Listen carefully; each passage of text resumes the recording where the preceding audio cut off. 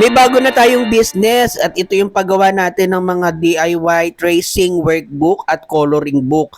Kaya ngayon, gagawa din tayo ng DIY padding press para mapadali yung ating mga gagawin. Siyempre, maghanap muna tayo ng plywood na makapal para magamit po natin pang ipid doon sa ating pong mga paper pad.